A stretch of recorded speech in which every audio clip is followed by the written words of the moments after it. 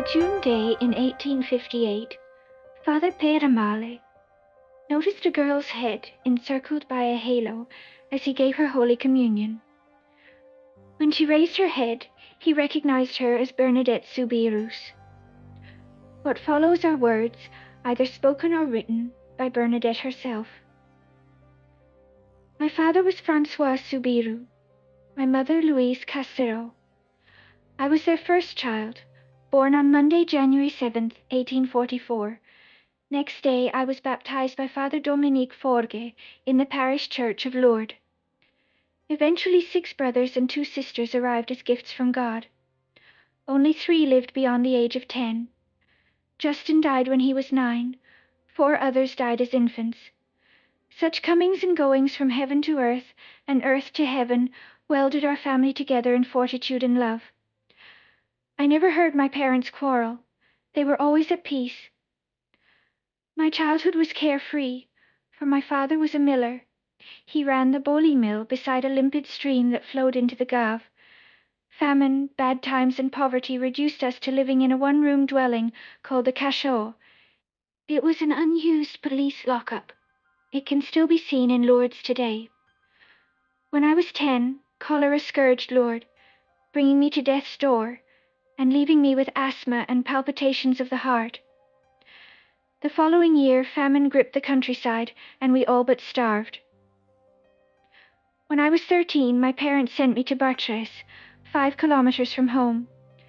Marie Lags, my foster mother, lived there, and she promised to prepare me for my first Holy Communion. Marie could scarcely read or write. I could not read or write at all.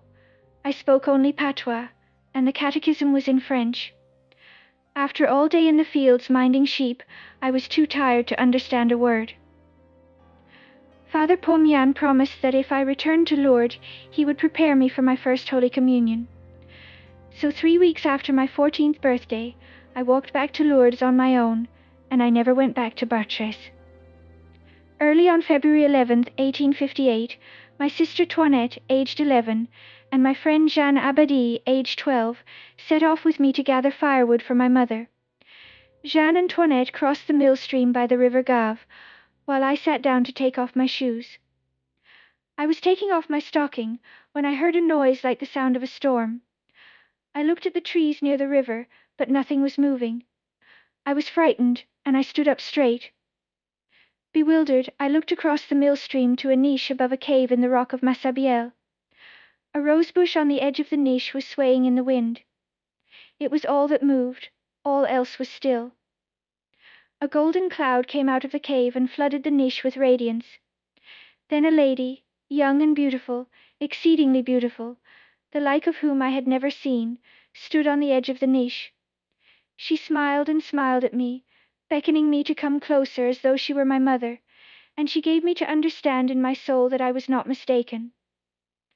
The lady was dressed in white, with a white veil on her head and a blue sash at her waist.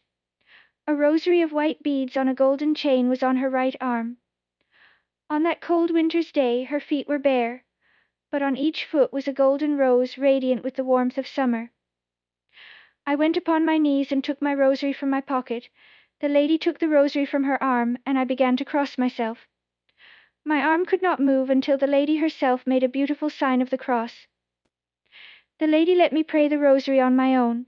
She passed the beads through her fingers. She did not say the words. She signed for me to come closer, but I did not dare. She smiled at me, she bowed to me, she disappeared into the niche, the golden cloud faded, and I was all alone. I told Toinette what happened, and at evening prayer my eyes filled up with tears. "Is anything wrong?" my mother asked. Toinette answered for me, and my mother said, "It was a white stone you saw." My father thought it better for me not to return to Massabielle. An invitation and a promise. On Sunday I asked my father's permission to return. He said, "A lady with a rosary can't be evil," and he gave permission. A group of us went. I began my rosary, and the lady appeared in the niche and smiled at me. I sprinkled some holy water, saying, "If you come from God, stay. If you don't, go away." The more I sprinkled, the more she smiled. I knelt and gazed at her lovingly. Some of the group ran frightened to Madame Nicolau nearby. Madame returned with Antoine, her son, who used all his strength to carry me to his mother's home. Along the way, the lady kept in front of me and slightly above me. Only when Antoine carried me into his home did the lady disappear, and did I return to earth. My mother had come to Antoine's house and she was crying. "You are making everyone run after you," she said. Antoine's wife reassured my mother, and from that moment my mother stood by me and never doubted me. On Thursday morning, Madame Millet and Antoinette Perret took me to the grotto. They brought a pen and ink with them. I began the rosary, and the lady appeared surrounded with light. I went into the grotto, and the lady came down from the niche and stood beside me. "If you are from God," I said, "please tell me what you want, else go away." At "Are from God," she smiled. At "Else go away," she shook her head. I asked, "Would you be so kind as to write down your name?" "There is no need to write what I have to say," she answered, and she laughed. Then she spoke again. "Would you have the graciousness to come here for 15 days? "Ave era gracia," were her exact words, and I was astonished she should speak to me in patois and in a manner so gracious. "I will ask my parents' permission," I replied, "and I will come." She responded, "I do not promise to make you happy in this life, but in the next. Then, go and tell the priests that a chapel must be built here." Her eyes rested on Antoinette for a moment. She smiled on her, and then she disappeared. For 15 days. On Friday my parents gave permission, and my heart was full of joy. The lady came, and when my mother saw me smile so sacredly, she prayed, "O God, do not take my child away from me." She thought I might die. I was not afraid to die, but I was Heavenly terrified by Father, the voices coming from the back hear of the my grotto. prayer. They were evil voices clashing in a guttural, angry way. "Save yourself! Get out of here!" they shrieked. The lady raised her eyes, frowned at where the voices were, and there was peace. The lady vanished as gently as she came, and I flung myself into my mother's arms, saying, "The lady thanked me for coming. She told me she would have some revelations to make to me."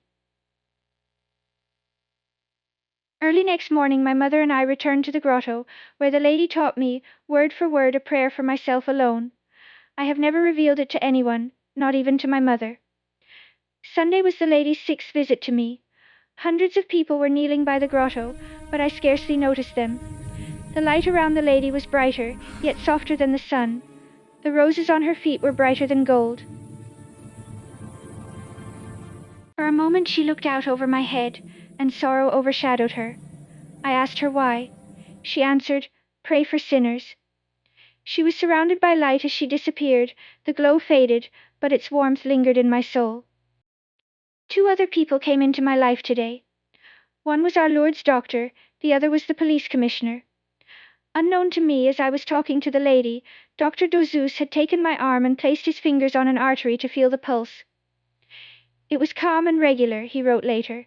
"Nothing suggested Bernadette was under undue nervous excitement." Dr. Dozus eventually became a man of deep faith. He was the first doctor to care for the sick when they came on pilgrimage to the grotto. Cross-questioning. Dominique Jacomet, the police commissioner. He was suspicious of everyone. He took hold of my hood as I left the church and said, "Kemba Siki, follow me." He took me to his office and the questioning began. "My name is Bernadette," I said. I could not say if I was 13 or 14, as I had never learned to count. He tried to suggest I was seeing Our Blessed Lady. I insisted I saw only Aquero. Jacomet knew that Aquero means reverence in the presence of a sacred reality. He wrote down with a goose quill every word I said. Then he read it back to me, twisted, untruthful, incorrect. "Sir," I protested, "you are altering everything I say." "Brazen hussy," he blazed, and the tassel on his cap shook as he ranted in anger. At that moment the door opened, and my father stood there saying, "I am the father of this little one." Next day at catechism class, the girls shunned me as a criminal, and the Sister Superior, thank God, had been arrested for my misbehavior. One woman called me a brat, another slapped my face, but Sister Damien was kind to me. I was returning to class after lunch when an invisible barrier prevented me from going forward, and an inner force propelled me to the grotto. At the same time, a policeman shadowed me, making barbed remarks about religion in these advanced days of 19th century science. I knelt at the grotto and said my rosary, but Aquea did not come. People scoffed and said the lady was afraid of the police. That evening I told Father Pomian about the commissioner and the policeman. They cannot stop you from going to the grotto, he said. When I told my father what happened, he said he would never again let anyone prevent me from visiting Massabielle. 3 Secrets and Repentance. On Tuesday I felt my soul called to the grotto, and I told my mother. She came along with me. About 150 people were there, including Dr. Dozus. Aqueo came and prayed with me for an hour. The anguish of yesterday vanished in the warmth of her presence. She told me 3 secrets for myself alone. I am never to tell anyone. They concern only myself, and they keep me prayerful, grateful, humble. When she said goodbye, my one consolation was my mother kneeling beside me. Today I was surprised that people could not hear Aqueo and myself talking. Aqueo talked loud enough to be heard. I raised my voice to enable her to hear, yet no one heard a word. Next day, Wednesday, my parents and my Aunt Lucille brought me to the grotto. My lady appeared for the 8th time.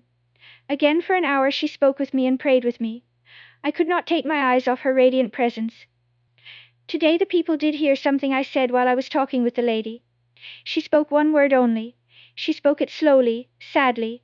She spoke it 3 times, repentance, repentance, repentance.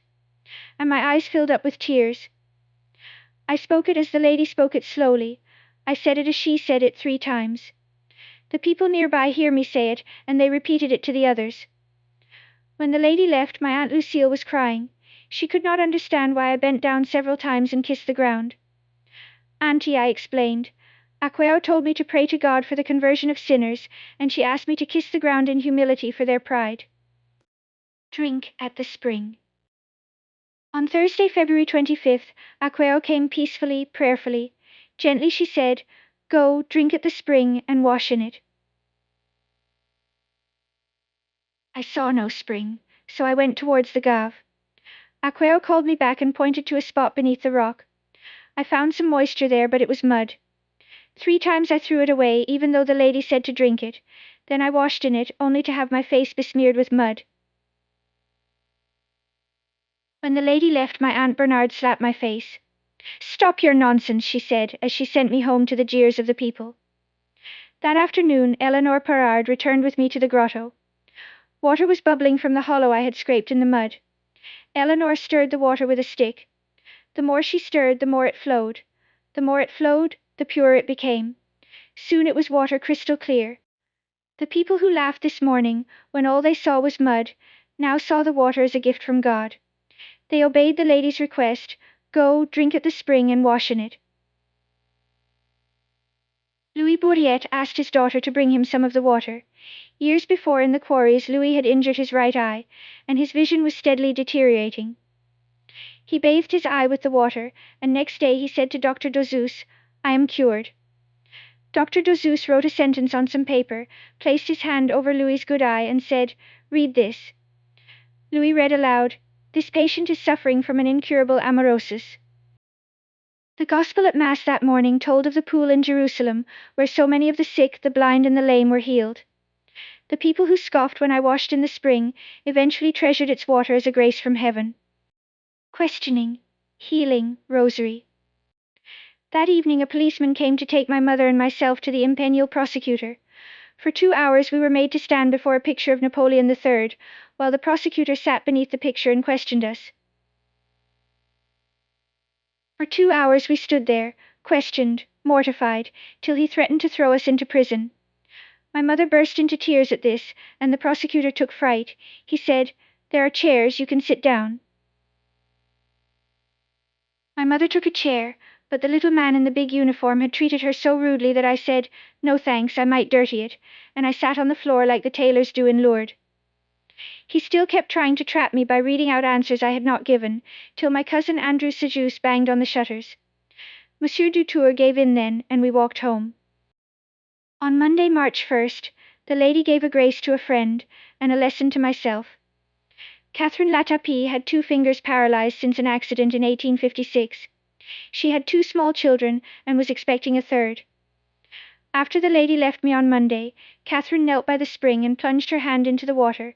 Her useless fingers suddenly regained their suppleness. Catherine said a prayer of thanksgiving, then walked 9 kilometers to her home in Lubajac. That evening, little Jean-Baptiste was born. He was special. He would become a priest. The ladies listened to me. Pauline Sands asked me to use her rosary at the grotto today. When I prayed on it, the lady interrupted me. "You have made a mistake," she smiled. "That rosary is not yours." People climbed all over the grotto today, disturbing the rose bush where the lady stood. I was afraid she might fall, but she kept on smiling at the people. She loved them, and she always seemed sorry to leave them. The parish priest. The lady had said on her third visit, "Go and tell the priests that a chapel must be built here." I knew in my soul she meant Father Pedramale. He was a man whose heart belonged to the poor. For years he paid the rents of 35 families in Lourdes to save them from eviction. I saw him in his garden and decided to approach him. "What do you want, and why have you come?" he asked. "Father, I have come from the lady." "Oh yes, you say you see visions, and you upset the whole countryside with your stories. Do you know the lady's name?" "No, Father, I do not, but I see her as clearly as I see you, and she talks to me as clearly as you talk to me. She is surrounded with light, and wants a chapel built at Massabielle." Father said he would not deal with a nameless vision. He called me an impostor and a show-off. Gruff though he was, he never humiliated me or my mother as did Monsieur Dutour. Eventually he became my greatest friend. I thought I had failed the lady when Father said, "Since you stick to your story, find out who this lady is, and if she thinks she has a right to the chapel, ask her to make the rosebush at the grotto blossom immediately." That the priest knew rosebush grew where the lady stood was surprise to me. On Tuesday, March 2nd, the lady again requested me to tell the priest to build a chapel, and to ask the people to come to the grotto in procession. Her requests were more like pleas than orders, and she gave me tenacity tempered with tenderness for the mission she entrusted to me. I needed tenacity. Father paced up and down, saying, "A chapel, a chapel. Who will pay for it? And if your lady wants processions, she should send you to the bishop, not to me. You don't even know her name. Ridiculous." He took a broom that was standing in the hallway and made as if to sweep me away with it. I left quickly. The 15th day. The lady did not come till evening time on Wednesday. Standing effortlessly on the little wild rose bush, she greeted me, she bowed to me, she made her wondrous sign of the cross. She asked for the chapel, the procession, and she disappeared. When she left, I was amazed to find myself still in this world.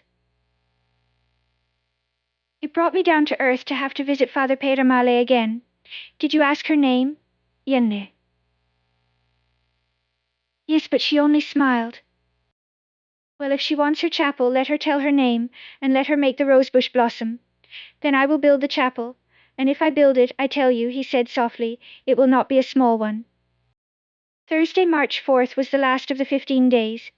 It was market day. 8,000 people gathered around the grotto.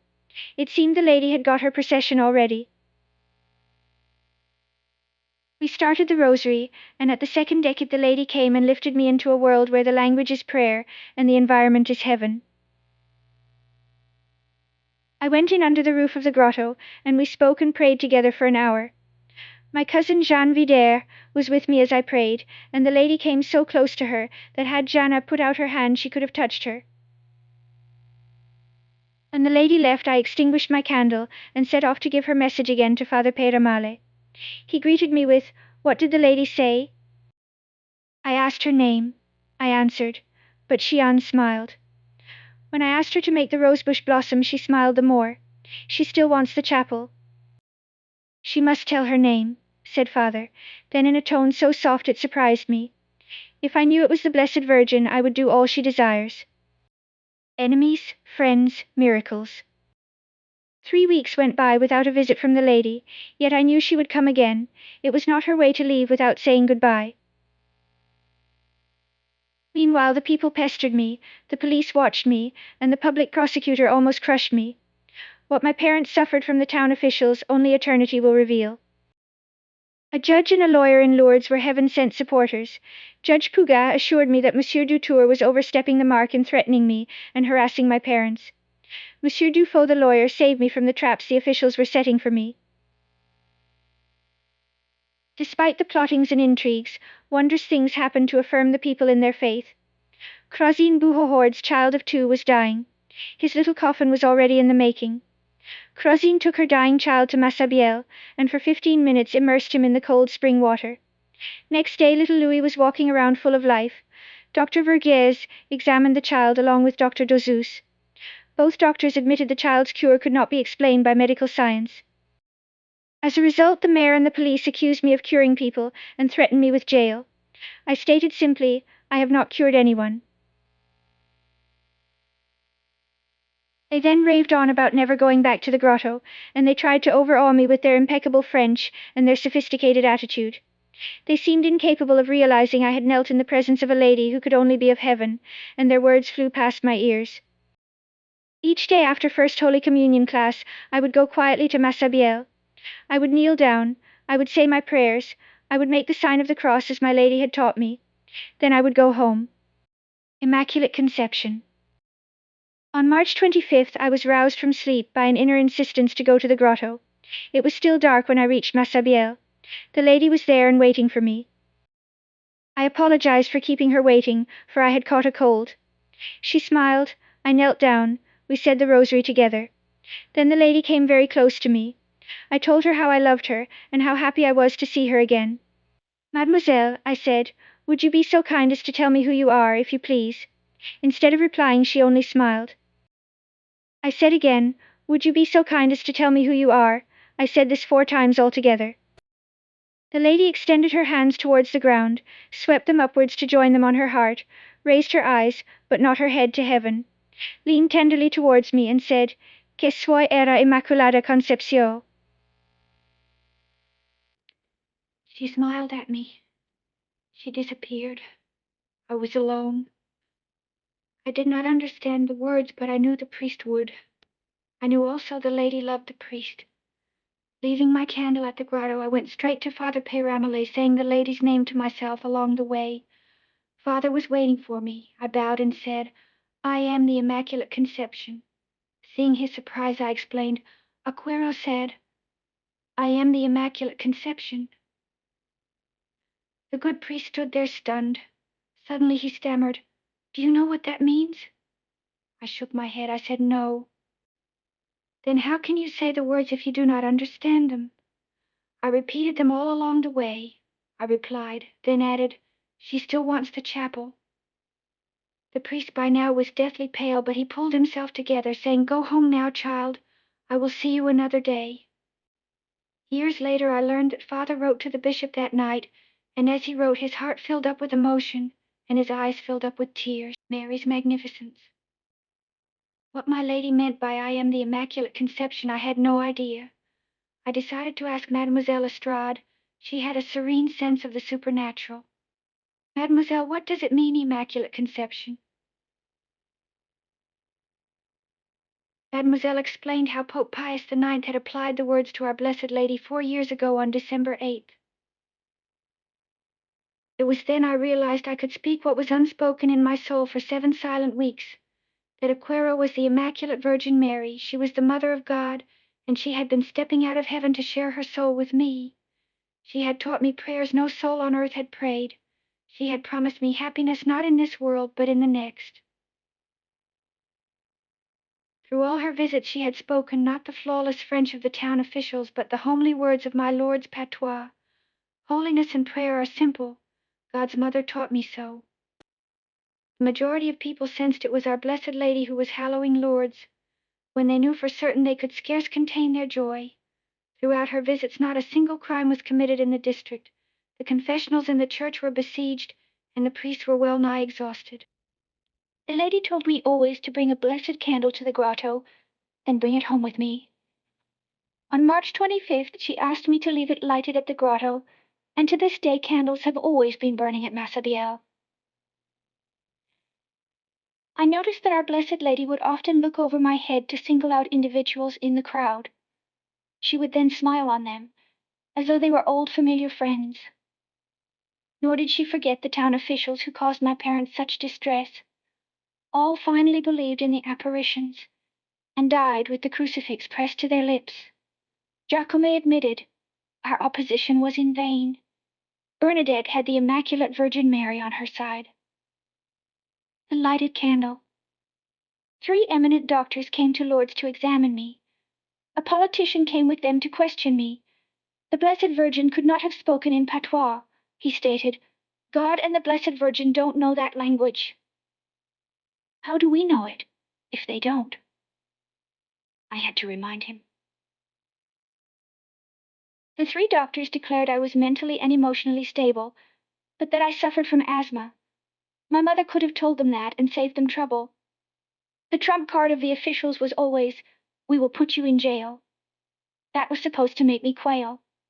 They forgot I was living in a disused police lockup with the entire family in the one room.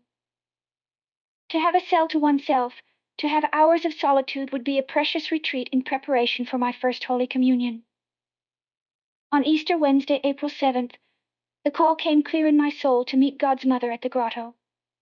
Hundreds of people were praying there when I arrived, and they had kept my place for me. I prayed with the lady in a world of prayer, which I knew now was part of the world of heaven. When Our Lady left, I noticed Dr. Dozas beside me. He took my lighted candle and placed it under my left hand. I snatched my hand away. Sir, you are burning me, I cried. Only later did I learn that during Mary's visit, the flame of my candle had engulfed the fingers and palm of my left hand. To the doctor's amazement, neither fingers nor palm had burned. The explanation is simple. When one's soul is enraptured by the Mother of God, the fire of earth is cold compared to the warmth of heaven. First Holy Communion. On May 4th, Monsieur Giacomo removed all the candles from the grotto. He announced that the owners could claim them at the police station. The people collected their candles, lit them, and walked prayerfully back to Massabielle. Unwittingly, Giacomo had organized the first candle-lit procession to the grotto. That same day, Monsieur Dutour and the mayor paid a visit to Father Paramali. They had decided to detain me in the mental hospital in Tarbes, but to act without the support of the parish priest would be disastrous. They suggested he join with them in putting the little troublemaker away.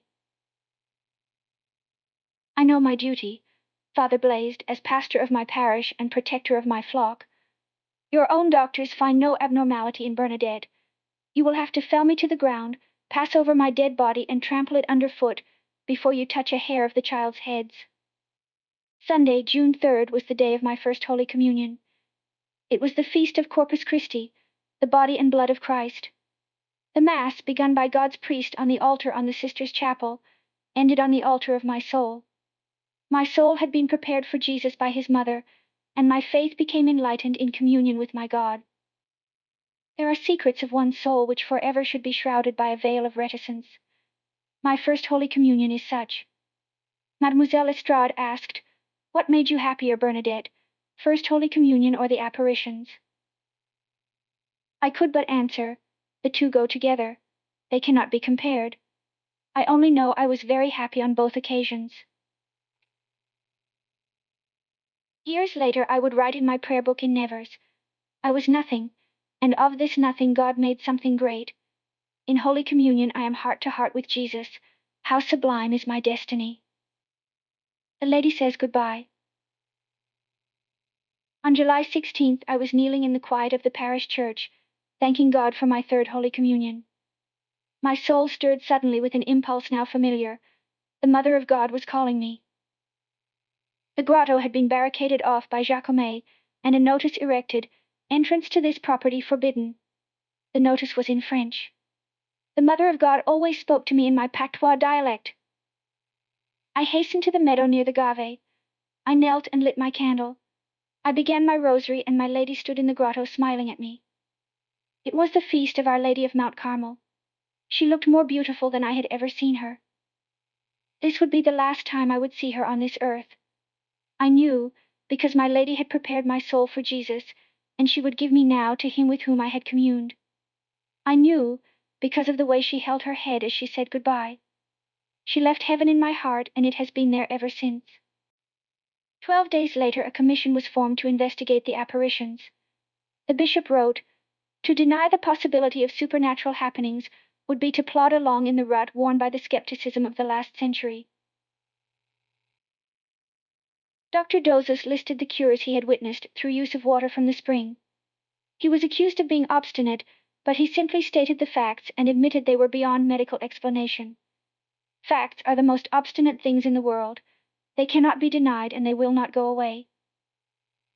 He was vindicated from a most unexpected source. Napoleon III, who treated the church so shabbily, suppressing Catholic papers and the Vincent de Paul Society, ordered Jacomet's notice to be taken down, the barricade to be demolished, and the grotto restored to the people. Jacomet he transferred to Arles. Workmen rushed to remove the barricades, and the people flocked to the grotto. The lady had won again. That evening the grotto was ablaze with candles in her honor. Prayer and penance. To protect me from the town officials, Father Paramali boarded me with the sisters in the hospice. Slowly I learned to write, to speak French, to sew and embroider. Though I was now 16, my size enabled me to fit in easily with the 11 and 12-year-olds. Father Paramali allowed me to receive Holy Communion every Sunday, as well as twice a month. In January 1862, the Bishop's Commission gave its verdict. We hold that the Mother of God appeared to Bernadette Soubirous on February 11, 1858, and on subsequent days. We propose to build a chapel by the grotto, which is now the property of the Diocese of Tarbes. Photography had recently arrived in Lourdes, and I was asked to pose as though in ecstasy. "I can't," I said. "The lady isn't there." Another photographer wanted me to change my dress for every photo. I did not have the dresses. The photos eventually sold in Lourdes for 5 cents. I was called to the sisters' parlor 10 to 20 times a day to be grilled with questions. "Courage," Sister Victorine would say when she saw the tears. "The apparitions were for others as well as for yourself." In April 1862, I collapsed and was anointed. The hospice doctor prescribed medicine, but I requested some water from the grotto. A moment after sipping it, I felt as though a mountain were lifted off my chest. "My medicine worked well," the doctor beamed. "I did not take it," I replied. "Well," he answered, "you weren't as sick as you thought you were." Leaving Lourdes forever. About this time, Our Lady's statue was placed in the grotto by the sculptor Fabisch, who attempted to portray in marble the living sacredness of God's Mother. No marble, however, can contain such sacredness, and I had to admit it is not she. The sculptor made Our Lady smile too little and look too big. He was not to blame. In heaven he will understand. Next came the blessing of the crypt of the chapel. My father's joy was complete that day. For months he had worked on the crypt as a laborer. My mother remained in the background, quietly thanking God for everything. Then early in 1865, my little brother died. Justin never saw his 10th birthday. He was the 4th child my parents had seen die. That made 4 of our family in heaven to keep our places ready till we meet again in the communion of saints. Soon after Justin's death, the bishop visited Lourdes. On July 3, 1867, one went to the grotto for the last time. I said goodbye. I turned away. I did not look back. 2 other postulants and myself arrived at Nevers on July 7th. Superiors did not meet postulants who arrived at night, so we groped through the dark dormitory to our beds. We cried that night, to be told next morning, small comfort, that tears were a sign of a true vocation. No sooner was I back in the novitiate than I received word of my mother's death. She died peacefully in Lourdes on December 8th. Her death at 41 convinced me life is only heaven's waiting room. On December 8, 1933, Pope Pius XI declared Bernadette Soubirous a saint of the Catholic Church. Her feast day was fixed for February 18th, the day Her Lady promised to make her happy, not in this life, but in the next. The faithful, however, give her 2 more feast days: April 16th, the day of her death, and February 11th, the day Her Lady stepped from heaven into her heart. The miraculous spring still flows in Lourdes. People still come in procession to Lourdes. Miracles still grace the grotto of Lourdes. But the grotto's greatest miracle is the girl Our Lady asked to come closer to her that February day in Lourdes, and her name is Bernadette.